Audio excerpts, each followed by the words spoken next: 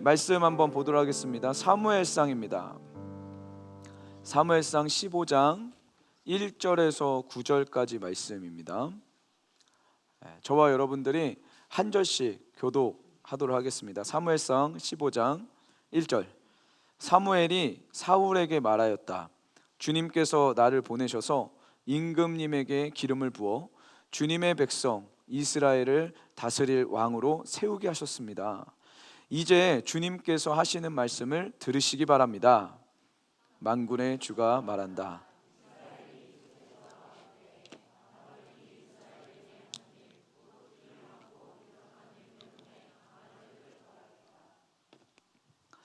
너는 이제 가서 아말렉을 쳐라. 그들에게 딸린 것은 모두 전멸시켜라. 사정을 보아주어서는 안 된다. 남자와 여자, 어린아이와 젖먹이, 소떼와 양떼, 낙타와 나귀 등 무엇이든 가릴 것 없이 죽여라.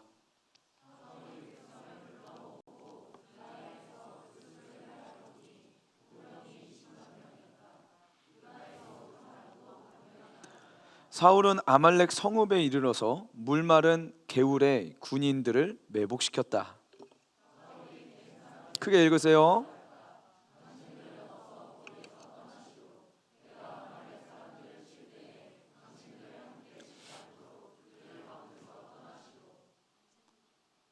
시작. 당신들은 그들에게 친절을 베푼 사람들이요. 그러자 겐 사람들이 아말렉 사람들 가운데서 빠져나갔다. 그런 다음에 사울은 하윌라에서부터 이집트의 동쪽에 있는 수르 지역에 이르기까지 아말렉 사람을 쳤다. 아말렉 왕 아각은 사로잡았고 나머지 백성은 모조리 칼로 쳐서 없애버렸다. 함께 봉독합니다. 그러나 사울과 그의 군대는 아각뿐만 아니라 양떼와 소떼 가운데서도 가장 좋은 것들과 가장 기름진 짐승들과 어린 양들과 좋은 것들은 무엇이든지 모두 아깝게 여겨 진멸하지 않고 다만 쓸모없고 값없는 것들만 골라서 진멸하였다. 아멘. 할렐루야. 여러분들은 눈치채셨는지 모르겠는데 제가 딱 올라왔는데 아이패드 거치대가 없어서 되게 불안했어요. 그래서 나 어떻게 하지 불안한데 막 마음이 움직이고 있었는데 알아서도 잘 갖다 주네요. 할렐루야. 너무 감사합니다. 여러분 이게 화면이 저를 다 비추잖아요. 뭐라도 하나 이렇게 가려야 되거든요. 여러분 제가 찬양 인도할 때 기타를 왜 치는 줄 아세요? 기타 소리 하나도 안 나요. 그렇죠? 근데 의지할 애가 필요해. 의지할 친구가 필요해. 나와 함께 찬양을 해줘야 될 친구가 한 명 필요합니다. 그래서 기타를 매는 거거든요. 여러분 이해해 주시기 바랍니다. 오늘 살리는 생각 10번째 이야기, 합리적인 거야 합리화인 거야 라는 제목으로 여러분 요즘 라임 만드느라 쉽지가 않습니다. 많은 사람들이 합리적으로 생각하고 합리적으로 선택한다고 이야기하는데 실제로는 자기 합리화를 할 때가 많다라는 거죠. 오늘 이런 부분에 있어서 저와 여러분들이 솔직하게 주님 앞에서 내가 합리화하고 있진 않은가, 내가 정당화를 시키면서 내 마음대로 내 인생을 살고 있지는 않은가, 이것들을 잘 분간하시고 하나님 앞에 회개하는 시간 되기를 소원합니다. 아멘. 아멘. 이솝 우화에 나오는 이솝 우화에 나오는 내용을 한번 제가 설명을 좀 해드리겠습니다. 배고픈 여우가요 길을 가고 있었어요. 근데 배가 너무 고프다 보니까 뭐 먹을 게 없나 하고 길을 가는데 보니까 포도나무에 포도가 열린 겁니다. 그래서 이 포도를 한번 먹어봐야겠다 하고 점프를 하기 시작합니다. 한 번 하고 두 번 하고 세 번 하는데 아무리 점프를 해도 포도를 따먹을 수가 없는 거예요. 그랬더니 이 여우가 뭐라고 이야기하냐면 저 포도는 분명히 덜 익었어. 저 포도는 딱 먹는 순간 시큼할 거야. 맛이 없을 거야. 분명 맛없는 포도야 하고 자기가 무엇인가를 시도한 부분에 있어서 실패했다는 사실을 인정하지 않고 저기 한쪽 구석에 가서 누워 있었습니다. 가만히 누워 있다 보니까 강아지가 한 마리 옵니다. 그 강아지도 배가 고팠나 봐요. 포도나무에 열린 포도를 보고 열심히 점프해요. 근데 먹을 수 있었을까요? 없었을까요? 왜 설교가 싫어요? 먹을 수 있었을까요? 없었을까요? 못 먹는 거예요, 이 강아지가. 여러분, 틀려도 괜찮아요. 여러분, 제가 뭐라 안 그럴 테니까 틀려도 괜찮으니까 자신 있게 대답하시기 바라요. 못 먹는 거예요, 이 강아지도.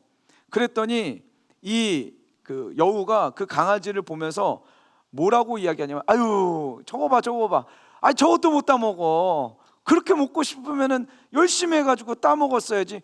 왜 이렇게 못 따먹어? 그러니까 너는 사람들에게 꼴이나 치고 있는 거야 하면서 비아냥대기 시작을 했습니다. 조금 있다가 까마귀가 날라옵니다. 그 까마귀가 날라와서 포도를 쪼아 먹기 시작을 했습니다. 그 모습을 보고 이 여우가 뭐라고 한 줄 아세요? 분명 자기가 못 먹은 포도기 때문에 되게 부러웠을 거 아니에요. 본인도 먹고 싶었을 거 아닙니까? 그런데 이 여우가 이렇게 이야기해요. 아유, 저런 거나 쪼아 먹으니까 몸이 저렇게 조그맣지. 인생을 왜 저런 식으로 살아? 하면서 비하 발언하기 시작했다라는 거죠. 이 이솝 우화에서 하고 싶은 말이 뭐냐면, 분명히 자기가 이루지 못한 것을 이룬 사람들을 보면서 부러운 마음이 들 텐데 인정하지 않는다는 거예요. 정말 멋있다고 박수 쳐주면 될 텐데 그러지 않고 본인들이 가지지 못했다고 남을 험담하고 남을 끌어내리는 사람들을 빗대어서 이 이솝 우화에서는 이야기하고 있다라는 거죠. 이런 사람들은 우리는 뭐라고 이야기하냐면 자기 합리화에 빠진 사람들이라고 이야기합니다. 이 여우가 지금 자기 합리화에 빠져 있는 거예요. 우리 청년들 제일 자기 합리화 많이 할 때가 언제입니까? 야식 먹을 때. 뭐라 그래요? 맛있게 먹으면? 그런 거짓말을 믿으세요, 여러분? 맛있게 먹으면은 제로 칼로리래요. 자기 합리화죠? 뭐 그런 것도 있었어요. 제가 어느 날 이렇게 집에 가는데 플랜카드가 딱 걸려 있는 거예요. 익숙함에 속아 뚱뚱함을 잊지 말자. 이렇게 써져 있는 거예요. 왜 이상한 소리가 났어요, 여기. 여러분, 예배 시간에 욕하면 안 됩니다. 네. 여러분, 중국에 보면요, 제가 중국에 좀 있었잖아요. 중국의 문학 중에, 현대 문학 중에 제일 중요한 책이 한 권 있습니다. 아큐정전이라는 책이 하나 있어요. 아세요? 그 중국 현대 문학의 아버지 루신이라는 사람이 1922년에 쓴 소설책입니다. 이 어떤 모욕을 받아도 굴복하지 않는 이 아큐라는 사람을 빗대어 가지고 이제 쓴 소설책인데, 이 아큐는 하루 벌어서 하루 사는 일용직 노동자였어요. 내세울 만한 재능이 하나도 없었습니다. 그리고 능력도 없었고, 뭐가 하나 있었냐? 자존심만큼은 우주 최강인 거예요. 그래서 그냥 그 지역의 유지였던 이제 자오라는 그 지역의 유지인 그 사람의 친척이라고 자기가 이제 스스로의 망상에 빠져서, 나는 귀족 가문이야, 나는 로열 가문이야, 이렇게 생각을 하고 주변 사람들을 깔보고 걸핏하면 시비 걸고 같이 싸우고 다른 사람들 혐오 발언하는 사람이 바로 이 아큐라는 사람이었습니다. 그런데 문제는 뭐냐면 이 아큐가요, 그렇게 다른 사람들 혐오 발언하니까 관계가 좋을까요? 나쁠까요? 틀려도 괜찮아요, 여러분. 대답을 해보세요. 관계가 좋을까요? 나쁠까요? 맞았어요. 자신 있게 하면 된다니까요. 이 아큐가 다른 사람들과 관계가 나빠지기 시작하는 겁니다. 그런데 문제는 뭐냐면 이 아큐는요, 정신 승리해요. 괜찮다는 거예요. 아주 좋다는 거예요. 내가 이겼다는 거예요. 실제 예로 이런 얘기가 있었습니다. 아큐가 도박판에 갔다가 자기의 돈을 도둑 맞았어요. 도박을 하다가 잃은 것도 아니고 도박을 하려고 주머니를 딱 열었는데 잊어버린 거죠. 누구한테 도둑을 맞은 거예요. 마음이 너무 괴로웠습니다. 너무 괴롭고 자기 자신을 막 때리고 싶은 거예요. 이 바보 같은 녀석, 멍청한 녀석, 뭔가 한번 해보지도 못하고 왜 돈을 잊어버려 하면서 있는 힘껏 자기 손으로 있는 힘껏 자기의 뺨을 빡 때립니다. 그리고는 이렇게 얘기해요. 뭐라고 하는지 아세요? 뺨을 때린 건 나고 맞은 건 내가 아니야. 뺨을 때린 건 나고 맞은 건 그 도둑놈이야. 아유 시원하다. 그러고 가는 거예요. 이걸 뭐라고 하냐면 정신승리법이라고 이야기하는 거죠. 맨 마지막 장면에, 여러분 궁금하시면 그 아큐정전이라는 소설 한번 보시기 바랍니다. 맨 마지막에 이 아큐가 혁명당원으로 몰려서 이제 죽을 수밖에 없는 상황이었습니다. 죽을 수밖에 없는 상황에 자기 혼자 막 상상을 해요. 야, 나 이제 목이 잘려서 죽겠지? 큰일 났다. 어떻게 너무 두려운 거예요. 너무 무서운 거예요. 그때 이 아큐가 뭘 하냐면 정신승리법을 하는 거죠. 에휴, 살다 보면 목이 잘릴 수도 있지 뭐 하면서 마음의 평안을 찾는 거예요. 이거를 중국에서는 아큐 생각 방법, 정신승리법이라고 합니다.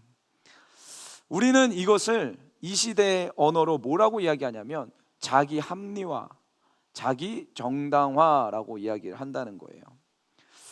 청년분들, 우리가 살면서 얼마나 많은 자기 합리화를 하면서 살아갑니까? 제가 지금까지 이야기하면서 여러분들 수많은 생각들을 하게 됐을 거예요. 여러분들이 하고 있는 모든 고백과 모든 삶의 행동이 자칫 잘못하면 합리화라는 거죠. 정당화라는 겁니다. 여러분 잘 들으세요. 내 안에 이 합리화의 진이 부서져야 하나님을 만날 수 있는 거예요. 아멘. 내가 어떤 사람인지를 명확히 알아야 하나님 앞에 회개가 나오는 거예요. 하나님의 은혜를 구할 수 있고 은혜를 붙잡을 수 있는 자는 누구냐? 내가 자격 없음을 아는 사람인 거예요. 합리화라고 하니까 이 사전에 이렇게 나옵니다. 죄책감 또는 자책감에서 벗어나기 위해 그럴듯한 이유를 들어 자신의 입장을 정당화하는 것이라고 기록이 되어 있어요. 많은 청년들이 저에게 이런 이야기를 합니다. 목사님이 하시는 말씀 다 맞습니다. 그런데요, 나는 못하겠습니다.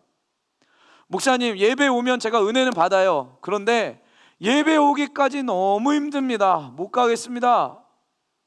목사님이 말씀하신 대로 1인 1사역 하라 그래서 사역하면 좋죠. 섬기면 좋죠. 그런데 저는 시간도 없고 돈도 없고 너무 멀고 못하겠습니다 하는 청년들이 있습니다. 여러분, 수많은 청년들이 이런 생각의 늪에 빠져서 자기를 합리화하며 있는 그대로 그냥 살아가는 거예요. 여러분, 지난주 말씀을 듣고 남을 섬기기로 결정하셨습니까? 해보셨나요? 일주일 동안 그걸 안 하면 이렇게 살아오는 거야. 또 이렇게 가는 겁니다. 그러나 일주일 중에서라도 하루라도 했다면 여러분들의 삶은 변화되기 시작하고 있어요. 하나님의 은혜가 여러분 삶을 침투하시기 시작할 거예요. 아멘이세요? 아멘이세요? 그 놀라운 일들이 일어난다고요. 맨날 목사님 시간 없어서 안 되고요, 돈이 없어서 안 되고, 전 여자친구가 없어서 안 되고, 기분이 이상해서 안 되고, 안 되는 이유만 있어요. 여러분 중력이 너무 무거워서 못 뛰겠다고 하는 거랑 똑같은 거예요 지금. 그러지 않습니까? 여러분, 원래 청년 때는요 모든 게 다 없어요. 여자친구도 없는 거고요, 할렐루야, 돈도 없는 거예요. 원래 청년 때는 모든 게 없는 거라고요. 여러분, 그걸로 수치스럽게 생각하지 마시고 자기 합리화에 빠지지 마시고 자기가 있는 이 모습 그대로를 받아들이시는 우리 주님의 십자가 앞으로 나아가시기 바랍니다. 아멘. 제가 이번 주에 우리 케냐에서 선교하시는 이원철 선교사님을 만났어요. 만나서 같이 이제 차도 마시고 과일도 마시면서 이런저런 이야기를 나눴습니다. 근데 선교사님이 이런 이야기를 하시더라고요. 본인은 청년들을 만나고, 제가 모실 거거든요. 여러분 꼭 모실 거예요. 건강이 좀 괜찮으시면 꼭 오시기로 약속을 하셨습니다. 할렐루야. 선교사님 지금 보고 계시죠? 믿습니다. 무슨 얘기하다가 여기까지 갔네요. 청년들을 만나면 늘 이야기를 한대요. 청년의 때에 선교하러 나오라고, 선교하러 나가라고 막 이야기를 하신다는 거예요. 많은 성도님들이나 많은 청년들에게 그렇게 도전을 하면요, 대부분의 사람들이 뭐라고 대답을 하냐면 맞아요, 가긴 가야죠, 주님의 일하는 게 너무 좋아요. 그런데 안 간다는 거예요. 그래서 왜 안 가나, 말은 좋다고 하는데 왜 안 가나 하고 가만히 분석을 해봤더니 이유는 딱 한 가지, 먹고 사는 게 두려운 거예요. 어떻게 먹고 살지? 무엇을 해서 먹고 살지? 여기에 다 걸려 넘어지는 거예요. 내가 나가면 우리 자녀들은 어떻게 먹고 살지? 내가 나가면 내 와이프는 어떻게 먹고 살지? 여기에 다 걸려 넘어진다는 거예요. 그런데 이분이 뭐라고 이야기하시냐면, 목사님, 그런데 가만히 생각해 보세요. 내가 구원받은 것은 믿고 내 먹고 사는 거는 책임져 주실 하나님을 믿지 못한다면 그건 믿음이 아니라는 거죠. 어떻게 나 같은 죄인을 지옥에서 천국으로 이끌어 주신 하나님을 믿는다면 이 땅에 살면서도 먹고 살게 해주실 하나님을 믿어야 그 믿음이 똑같은 믿음이지, 이거는 믿고 저거는 안 믿고 이건 말이 안 되는 겁니다. 그냥 다 안 믿는 겁니다 라고 이야기하시더라고요. 여러분, 그렇지 않나요? 하나님 전능하셔서 나 같은 죄인을 지옥에서 천국으로 옮겨주셨다면서요. 누구든지 예수님의 십자가를 믿으면, 그 십자가 붙들면 흉악한 범죄자라도 천국 갈 수 있는 의를 얻는다면서요. 아멘이세요 여러분? 믿으세요? 그런데 왜 그분이 오늘 나를 먹이신다는 것을 못 믿으시냐고요. 우리 지금 정신승리하고 있는 겁니다. 지금 우리 지금 자기 합리화에 빠져 있는 거예요. 여러분, 오늘 이 아큐 생각 시스템에서 나오시길 소원합니다. 아멘. 이 여우의 생각 시스템 속에서 빠져나오시길 바랍니다. 아멘.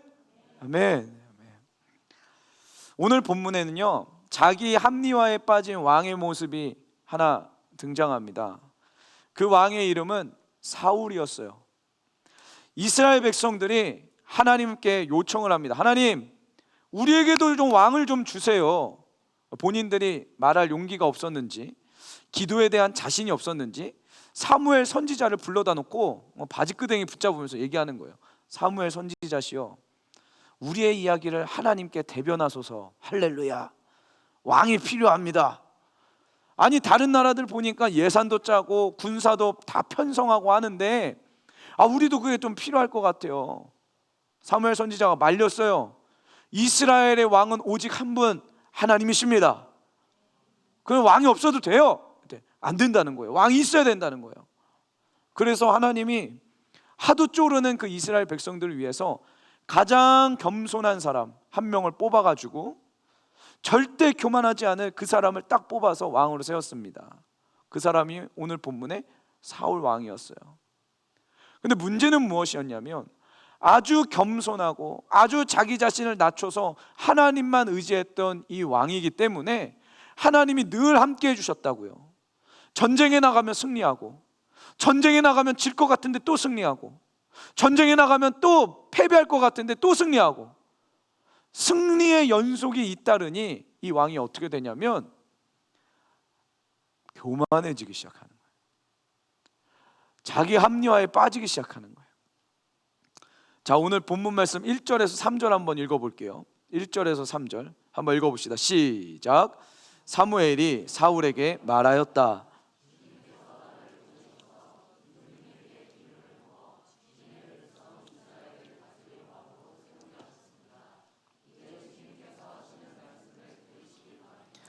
만군의 주가 말한다. 이스라엘이 이집트에서 나올 때에 아말렉이 이스라엘에게 한 일, 곧 길을 막고 대적한 일 때문에 아말렉을 벌하겠다. 너는 이제 가서 아말렉을 쳐라. 그들에게 딸린 것은 모두 전멸시켜라. 사정을 보아주어서는 안 된다. 남자와 여자, 어린아이와 젖먹이, 소떼와 양떼, 낙타와 나귀 등 무엇이든지 가릴 것 없이 죽여라. 자, 보세요. 지금 주님의 명령이 너무나도 무섭습니다. 전부 다 죽이라는 거예요. 아말렉 사람들이라면 남자와 여자, 어린아이와 한 번 더 가서 젖먹이까지 죽이래요. 어린아이까지 죽이래요. 소떼와 양떼, 낙타와 나귀 등 무엇이든지 가릴 것 없이 모든 가축 다 죽이라는 겁니다. 이게 주님의 명령이셨어요. 그런데 사울 왕이 교만해지고 자기가 하고 싶은 대로 하다 보니 어떻게 돼요? 이 말씀대로 따르지 않는 거예요. 9절 볼게요. 9절에 그러나 사울과 그의 군대는 아각뿐만 아니라, 아각이 누구냐면 그 아말렉의 왕입니다. 왕은 죽이지 않으면 포로로 데리고 있으면 가치가 있잖아요. 가치가 있어요. 가치가 있다고요. 그 아각을 살려놓은 거예요. 아각뿐만 아니라 양떼와 소떼 가운데서도 가장 좋은 것들과 가장 기름진 짐승들과 어린 양들과 좋은 것들, 아주 좋은 건 다 남겨놓은 거예요.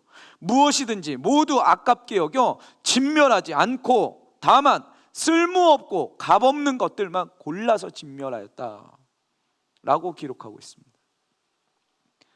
이렇게 하나님의 말씀을 어겼습니다. 사무엘이 사울 왕에게 가서 이런 이야기를 해요. 아니, 하나님의 말씀에 순종했다면서요. 전쟁에 승리했으면 하나님의 말씀에 순종해야죠. 내 귀에 지금 들리는 이 양떼 소리는 뭡니까? 내 귀에 들리는 지금 이 소떼 소리는 뭡니까 도대체?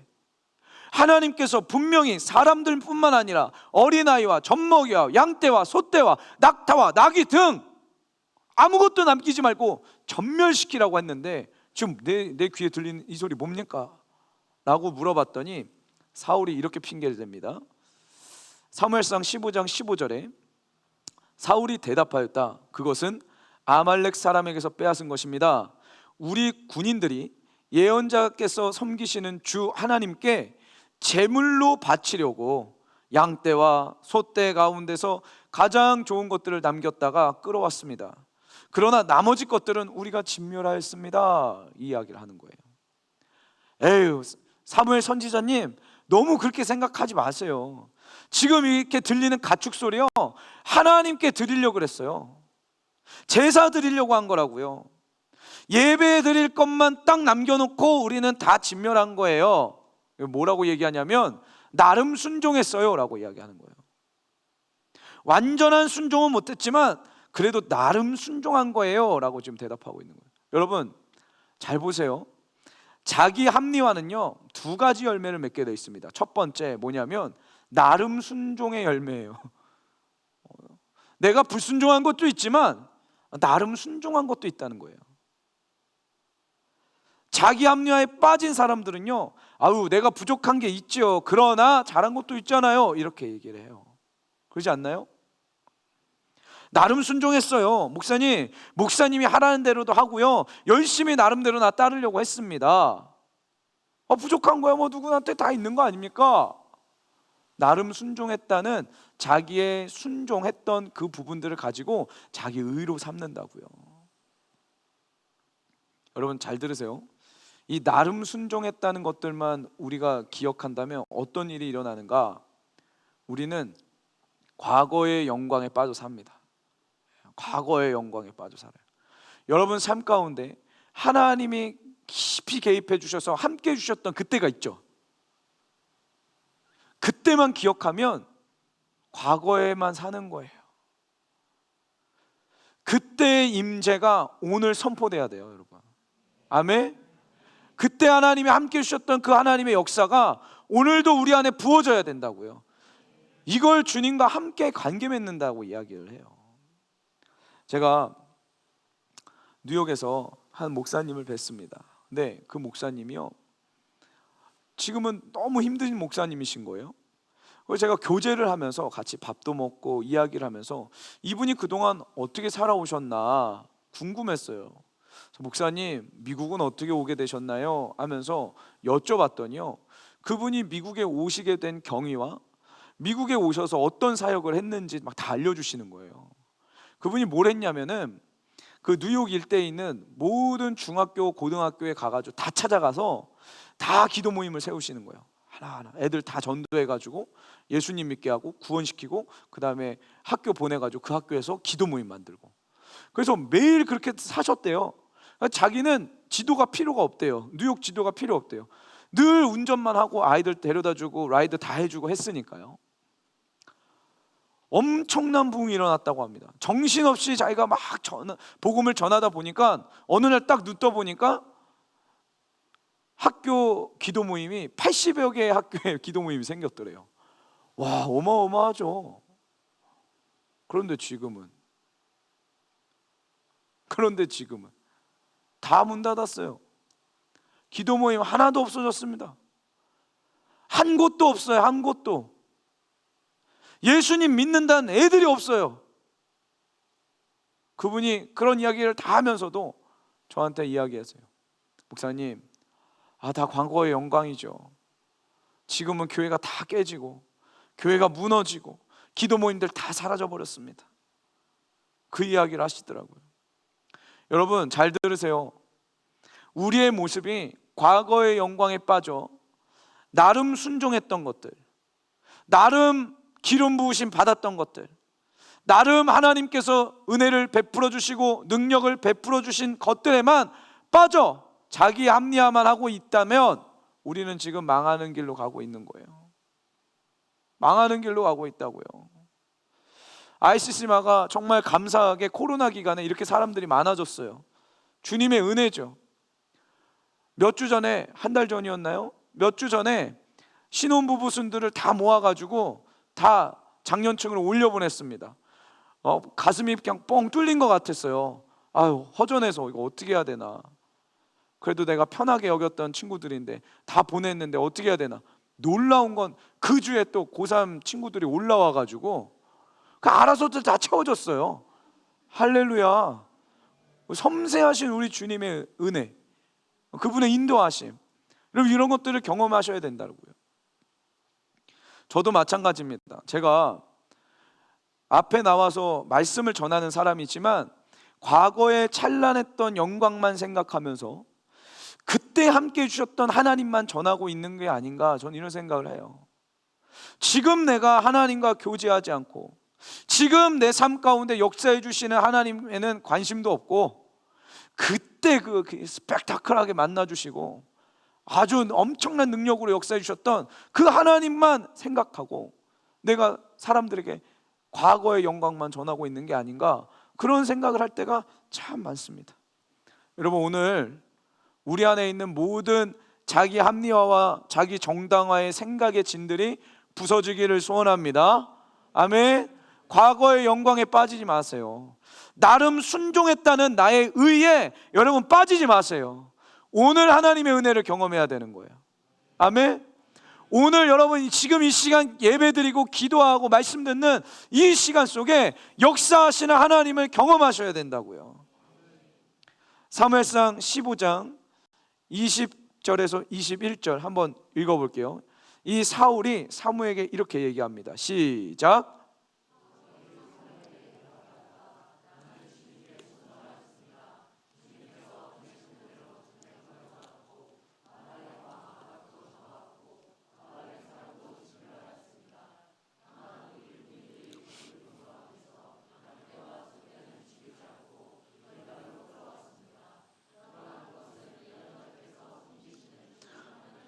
제물로 바치려고 진멸할 짐승들 가운데서 가장 좋은 것으로 골라온 것입니다. 핑계대고 있어요. 지금 나름 순종했습니다. 이거 핑계대는 거예요. 계속. 여러분 오늘 우리 안에 나름 순종의 이 진들이 부서져야 되는 거예요. 두 번째, 이 자기 합리화는요, 두 번째 어떤 열매를 맺게 되냐면 자기 망각이라는 열매를 맺게 됩니다. 이 자기 망각이 뭐냐면 내가 어떤 사람인지 못 보게 만드는 거예요. 내가 진짜 어떤 사람인지를 전혀 모르게 만드는 겁니다. 우리는 그렇게 자기 합리화를 하며 살아간다는 거죠.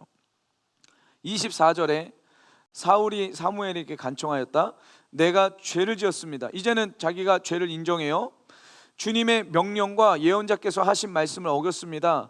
내가 군인들을 두려워하여 그들이 하자는 대로 하였습니다. 사실은 사람들이 두려워서 그렇게 기름진 것, 값나가는 것, 내가 가지고 있으면 유리했던 모든 것들을 본인이 취해 놓고선 나는 나름대로 순종했습니다, 이 얘기 했잖아요. 자기의 모습을 전혀 못 보는 거예요.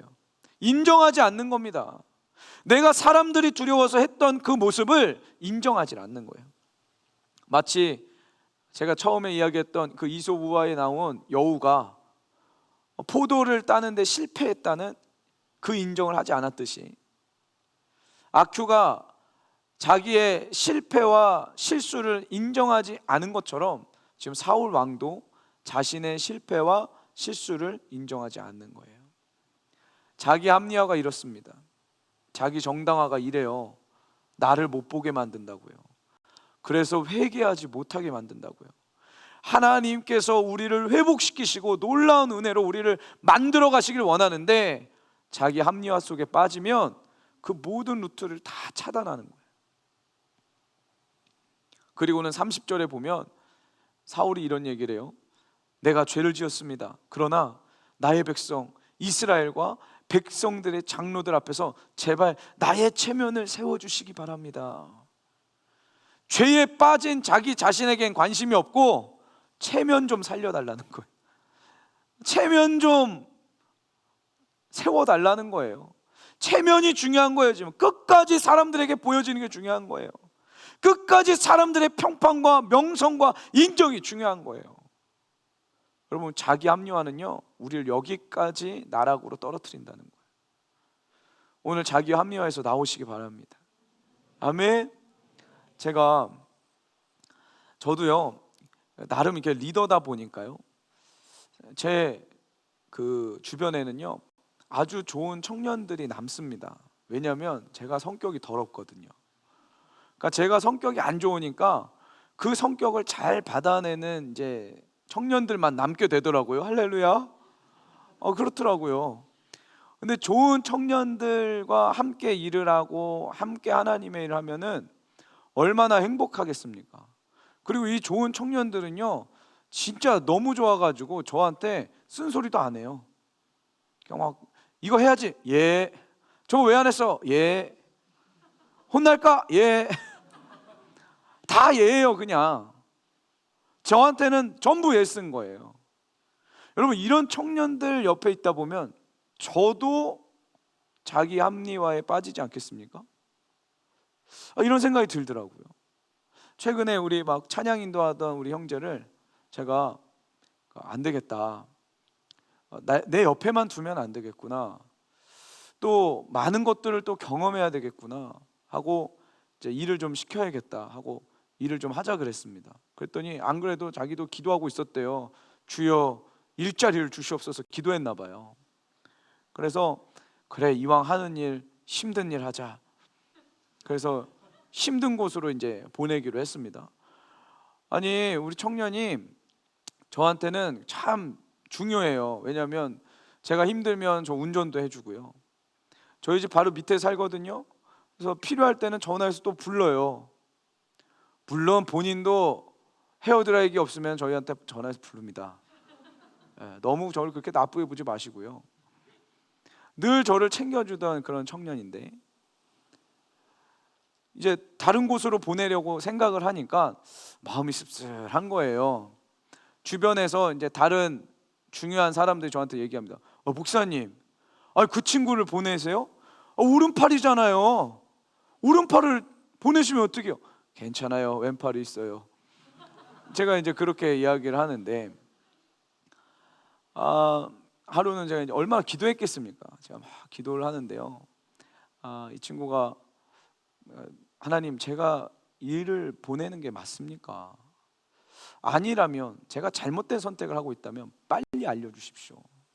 제가 얼마나 기도했겠습니까? 근데 하나님이 저에게 주신 확고한 마음들이 있어가지고 제가 마음의 결정을 했습니다. 자, 보세요 여러분, 제 옆에 저를 잘 서브해주는 사람들만 놓으면요, 저는 자칫 잘못하면 자기 합리화에 빠져요.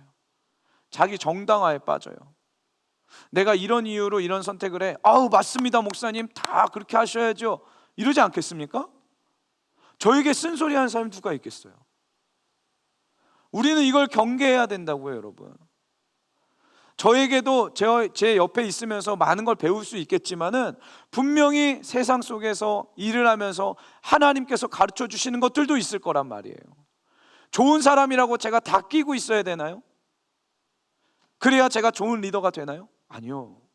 잘못된 리더가 될 수도 있다라는 거죠. 자기 합리화에 빠지는 이유가 뭔지 아세요? 하나님과의 관계가 깨졌기 때문에 그래요. 내 주변에 좋은 사람들이 너무 많으니까 기도 안 해도 되는 거예요. 전화하면 되니까, 카톡 보내면 되니까, 연락하면 되니까. 그러지 않아요? 요즘에 디모데후서 여러분 큐티 해보셨나요? 욥기로 다시 돌아가기 전에 디모데후서 보면은 사도 바울의 마지막 때 사도 바울 주변에 누가 한 명만 딱 남아 있잖아요. 나머지는 다 떠났습니다. 대만은 세상을 좋아해서 떠났고요. 다른 글라우디오나 이런 친구들은 사도 바울이 파송을 한 거예요. 다른 교회에다가 파송을 했어요, 제자들을. 그거 없어요. 딱 한 명만 남았습니다. 누가는 왜 남았을까요? 의사였어요.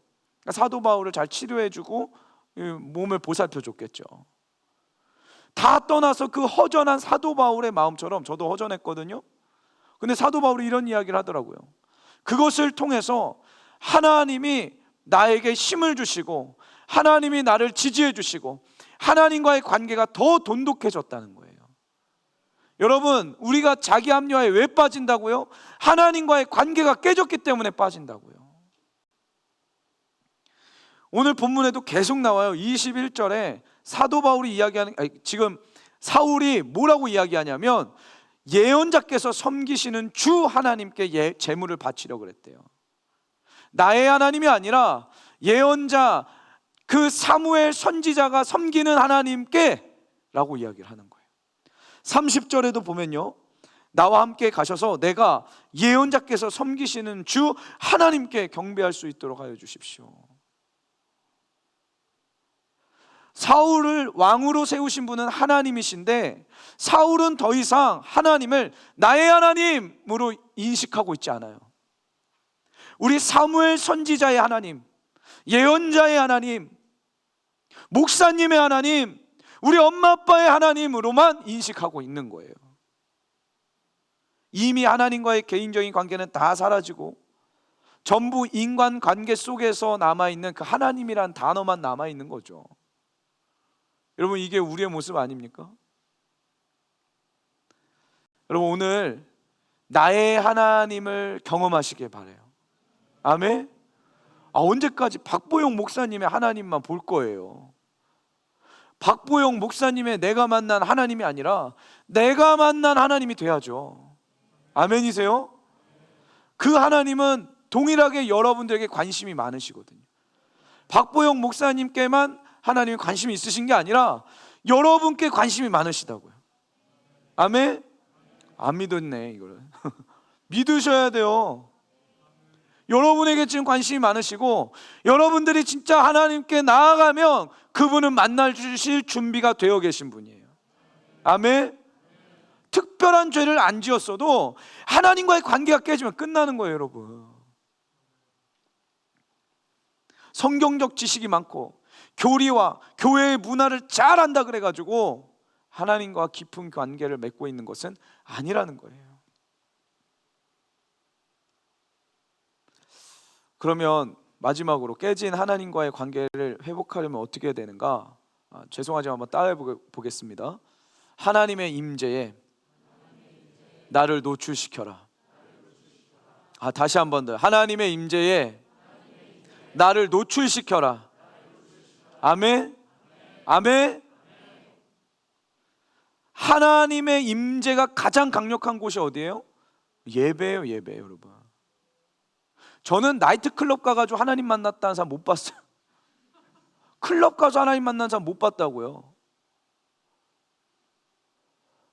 대부분의 청년들이, 대부분의 사람들이 언제 예수님을 만나느냐? 예배 시간에 만나는 거예요. 하나님을 높여드리고 하나님을 찬양하는 그 시간 속에 하나님의 임재를 경험하게 되더라고요. 문제는 무엇이냐? 사단이 우리를 공격한 루트가 딱 하나예요. 무슨 수를 써서라도 예배드리는 그 현장에 못 가게 만드는 거예요. 넷플릭스라는 걸 뭐 던져준다든지, 감기라는 걸 던져준다든지, 친구라는 걸 던져준다든지, 무슨 수를 써서라도 예배 못 가게 만드는 거예요. 청년들 잘 들으세요. 이상한 소리 같지만요, 예배 현장 속에 나와 있을 때 여러분들은 하나님의 임재에 노출되는 거예요. 아멘. 저는 이것들을 많이 경험하면서 삽니다. 십자가 어떻게 만나냐고요? 그 십자가를 만나고 싶어하는 강한 마음을 가지고 예배드리는 그 자리에 나를 노출시켜야, 그래야 십자가를 만나는 거예요. 아멘. 그렇게 수련회 가서 그렇게 만나지 않으셨어요? 청년들, 하나님 처음 어떻게 만나셨어요? 처음 만날 때 다 예배에서 만났어요. 다 기도하다 만났어요. 다 수련회 가서 만났다고요. 그러지 않아요?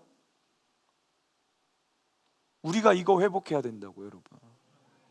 예배의 문이 다시 닫히기 전에 이것을 회복해야 된다고요. 한 이야기하고 오늘 말씀 마치겠습니다. 제가 사역을 하면서 놀라운 것들을 보고 있어요, 요즘에. 뭔지 아세요? 마음이 힘들고 정신적인 고통을 당하고 정서적으로 불안했던 청년들이요, 하나님의 임재 속에 자신을 지속적으로 노출시키다 보면 어떤 일이 일어나냐면 실제로 그 마음에 힘을 얻게 돼요.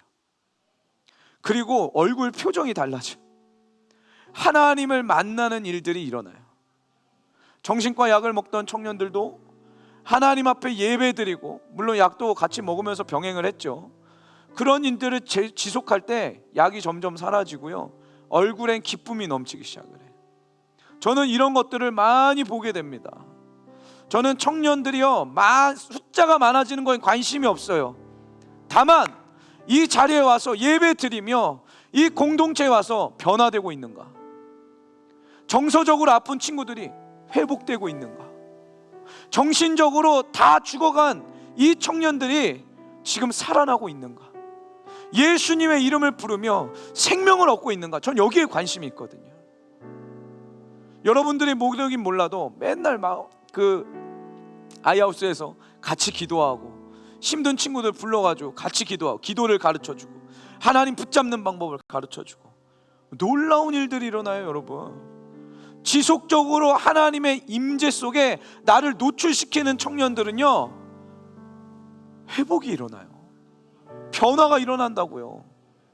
기적이 일어나요, 여러분. 큐티를 해도요, 지속적으로 하는 친구들이요, 처음에는 말이 안 통했습니다. A 더하기 B는 뭐야? F, 이렇게 얘기하는 친구도 있었거든요. 말이 안 통해요. 그런데 큐티를 지속적으로 하니까요, 말이 통해요. 이 생각 구조가 달라지나 봐요. 저는 이런 것들을 많이 경험해요. 기도도요, 하다 많은 친구들 말고 지속적으로 그 시간과 그 장소를 지키면서 지속적으로 기도하면요, 우울증, 공황장애 이런 것들로 힘들어했는데 스물스물 대중 예배를 드리게 되고, 지금도 우리 청년들 중에는 다 출석 체크 안 하지만 이 유튜브로 예배 드리는 친구들이 있어요. 공황장애 때문에 여기 못 오고. 그런데 지속적으로 주님 앞에 기도하고 주님 매달리면 어떤 일이 일어나냐? 여기 오게 되는 거예요. 막 힘든데도 와서 예배 드리고 실제로 낫게 되는 일들이 일어난다고요. 여러분, 우리 하나님은 살아계세요. 아멘. 수요 예배, 목요 철야, 금요 철야, 주일 예배 지속적으로 나 자신을 하나님의 임재 속에 노출시키면 그분은 우리의 삶을 바꾸시는 분이라는 거예요. 아멘. 이렇게 하나님과의 관계를 맺어가는 거예요. 이걸 신앙생활이라고 이야기해요. 청년들 잘 들으세요. 방구석에 누워있는다고 내 신앙이 좋아지는 게 아니에요. 고민한다고 내 삶이 달라지는 거 아니에요. 갈등하고 괴로워한다고 우리의 인생이 더 나아지는 거 아니에요. 그 시간에 기도하자, 그 시간에 말씀 읽자, 그 시간에 예배드리자. 하나님의 놀라우신 역사들이 우리 안에 부어지는 거예요. 그 시간에요. 청년들, 하나님의 임재에 나를 노출하십시오. 그분이 운행하실 때 나를 노출하세요. 내 마음을 열어 그분께 내어드리세요. 하나님 역사하실 겁니다. 우리 시간에 함께 찬양하면서 기도하는 시간을 가질 건데, 우리 시간 찬양하며 기도할 때 간절한 마음으로 함께 부르세요. 오소서 오 나의 성령이여, 이 찬양 부를 텐데요, 성령님을 간절히 사모하는 그 마음으로 여러분 오늘 주님 앞에 찬양하며 나아가 보세요. 그분이 어떤 역사를 일으키시는지 여러분 오늘 경험하시는 그 시간이 되기를 원합니다. 괜찮으신 분들은 자리에서 일어나셔서 하나님 앞에 우리의 마음을 몸의 태도로 보여드리면서 함께 찬양하며 주님 앞에 나아갑니다. 오소서 오 나의 성령이여, 오소서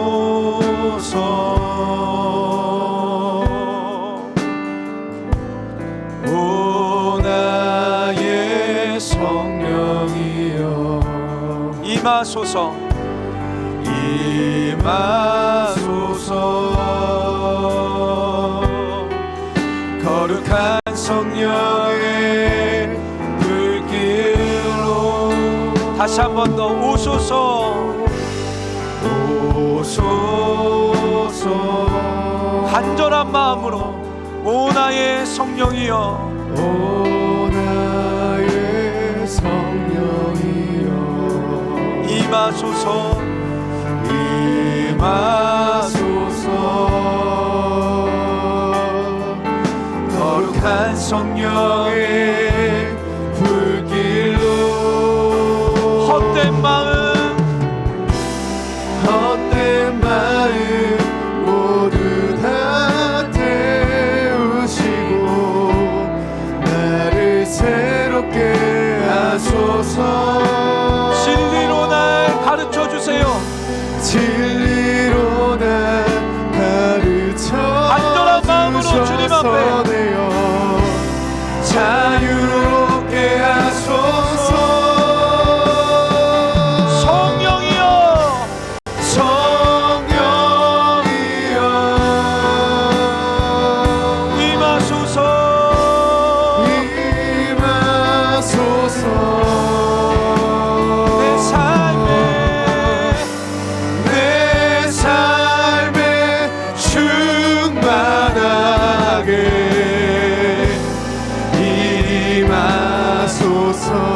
헛된 마음 모두 다 태우시고, 헛된 마음 모두 다 태우시고 나를 새롭게 하소서.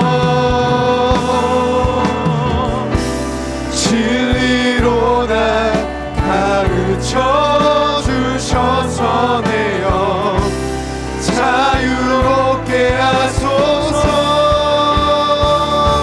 성령이여 성령이여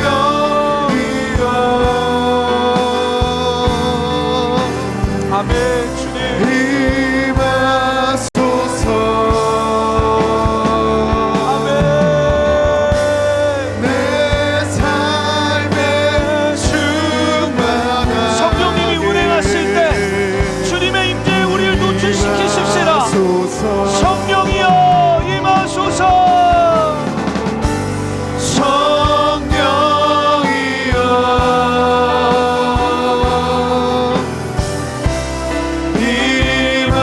임하소서. 내 삶에 충만하게. 아멘. 전심으로 성령이여 임하소서. 성령이여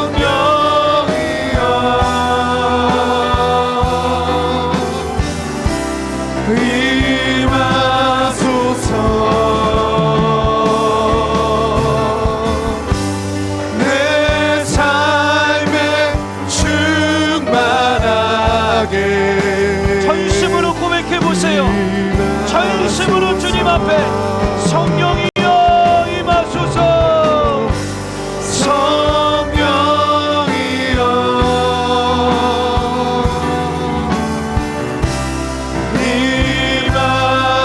주옵소서. 내 삶에 충만하게 임하소서. 여러분, 이 시간 우리 함께 기도하면서 나아가십시다. 이 시간 한번 주님 앞에 기도할 때, 하나님, 지금 이 시간 여기입니다. 주님의 임재에, 그 임재 속에 나를 노출시킵니다. 주님 오셔서 우리 안에 자기 합리화와 자기 정당화의 사단의 진들이 오늘 부서지게 하여 주시옵소서. 하나님, 하나님의 자녀로 거듭나는 그 살리는 생각의 구조로 우리를 변화시켜 주시옵소서. 우리 간절하게 사모하시는 영혼들 두 손 높이 드시며 우리 이 시간 주여 한번 부르고 통성을 함께 기도합니다. 주여,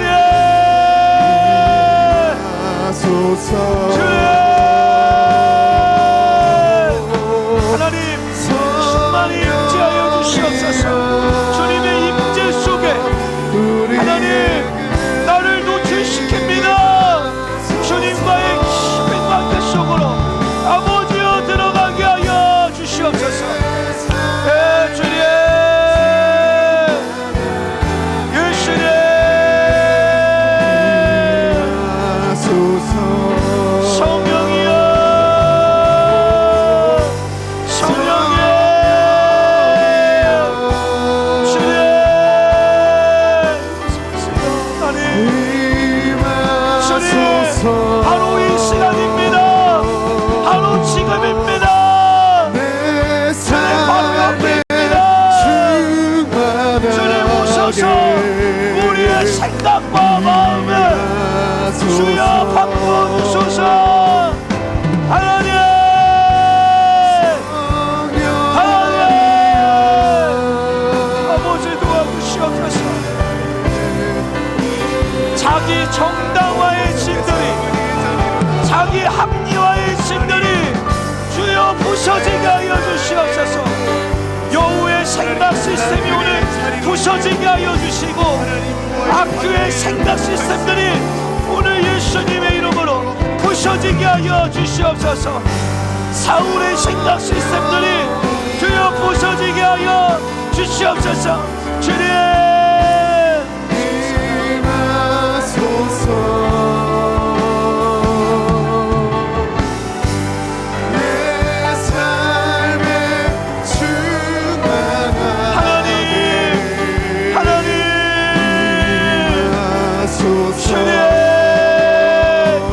주님을 의지하는 자들이 되게 하여 주시옵소서.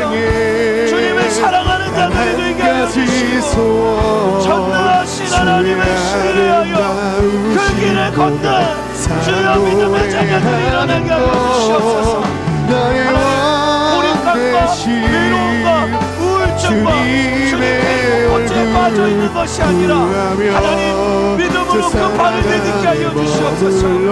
예, 주님, 믿음으로 발을 내딛게 하여 주시옵소서. 전능하신 하나님께 나의 심령을 드릴 수 있는 하나님 믿음의 자녀들이 주여 일어나게 하여 주시옵소서. 주님, 방 안에 있으면서 변화와 기적만을 원하는 정신 승리법으로 살아가지 아니하도록 주여 은혜를 베풀어주시고, 하나님 이제는 실제적인 믿음이, 실제적인 믿음으로 주님을 따라가는 거룩한 믿음의 백성들이 주여 일어나게 하여 주시옵소서. 하나님,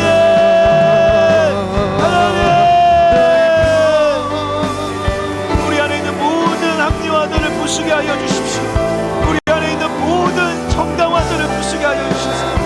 오직 주님의 십자가를 붙들어 하나님 주님을 위해 사는 자들 될 수 있도록 하나님 함께하여 주시옵소서. 주님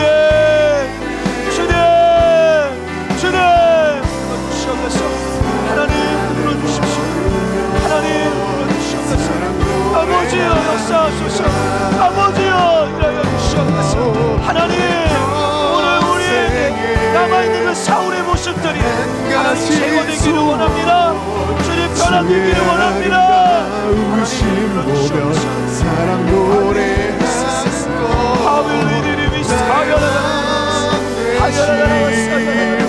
주님의 얼굴 구하며 주 사랑 안에 머물러 사랑 노래하고. 여러분 이 시간에 한 번 더 기도할 텐데요, 한 번 더 기도할 거예요. 이번에 연말과 연초 때 여러분 하나님과 개인적인 깊은 관계를 맺기로 결정하십시오. 하나님의 임재에 나를 지속적으로 노출시키겠다는 결단을 하셔야 돼요. 여러분 예수님이 어떤 분이신지 잘 모르겠다면 여러분 시간을 정해놓고 하나님의 임재에 나를 노출시키면서 하나님 예수님이 어떤 분인지 알려주십시오. 예수님을 만나기를 원합니다. 여러분 그 일들이 일어나야 되는 거예요. 그래야 하나님의 역사가 우리의 삶 가운데 있는 겁니다. 여러분 이 시간에 결정하십시오. 먼저 결정하세요. 언제 기도할 것인지, 구체적으로 언제 예배를 드릴 것인지, 어떤 삶을 살아갈 것인지. 그냥 예배 드리고 집에 가서 똑같이 살지 맙시다. 여러분 오늘 결정하십시오. 결단하십시오.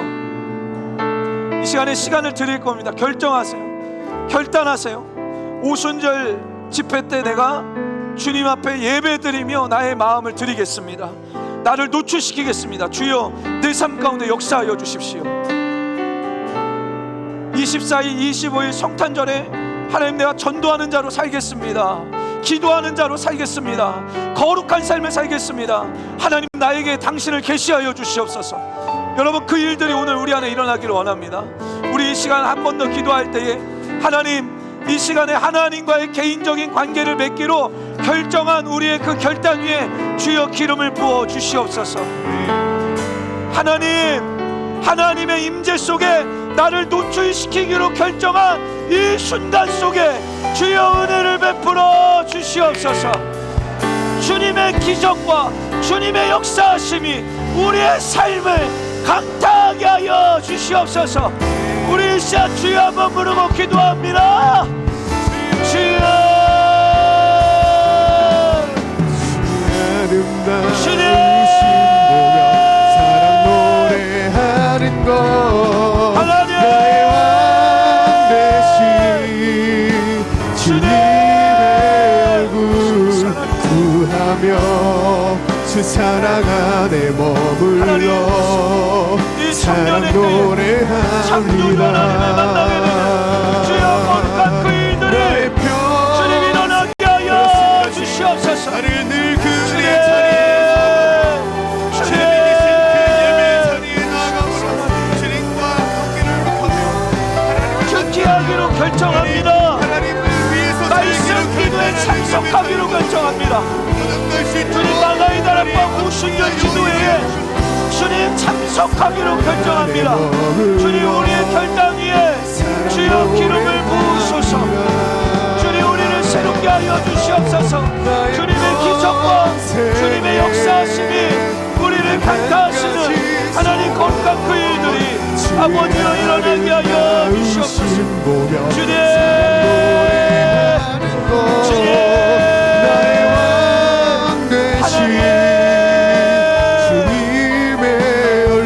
하나님과의 개인적인 깊은 관계 속에 아버지 우리가 들어가게 하여 주시옵소서.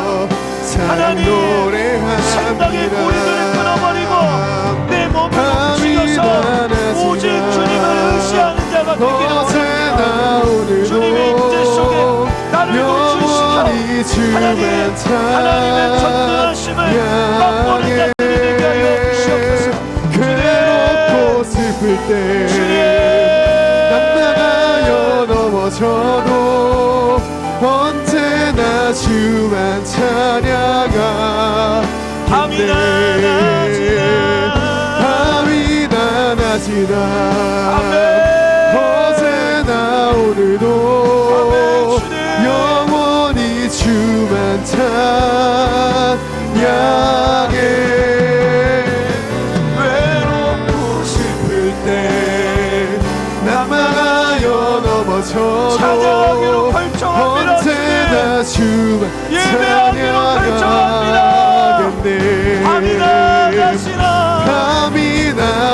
낮이나 어제나 오늘도 영원히 주만 찬양해.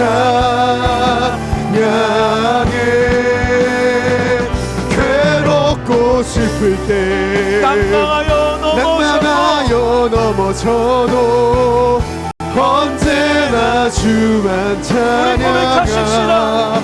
밤이나 낮이나 밤이나 낮이나 어제나 오늘도 영원히 주만 찬양해. 괴롭고 슬플 때 낭망하여 넘어져도 언제나 주만 찬양하겠네. 언제나 주만 찬양하겠네. 언제나 주만 찬양하겠네. 언제나 주님만 언제나 주만 찬양하겠네. 하나님, 밤이나 낮이나 괴롭고 슬플 때 낭망하여 넘어져도 주님 찬양하기로 결정합니다. 예배하기로 결정합니다. 주님, 기도와 말씀으로 큐티로 우리의 삶을 무장하기로 결정합니다. 하나님이 결단 위에 반드시 하나님의 임재 속에 나를 노출시킬 때에 하나님의 전능하심을 경험하는 그 일들이 일어나게 하여 주시옵소서. 여기에 있는 청년들 한 명 한 명 하나님 한 사람도 빠짐없이 정말 주님의 전능하심, 주님의 임재를 아버지여 경험하여 나의 하나님을 고백할 줄 아는 거룩한 일들이 일어나게 하여 주시옵소서. 감사드리며 예수님의 이름으로 간절히 기도합니다. 아멘. 우리 찬양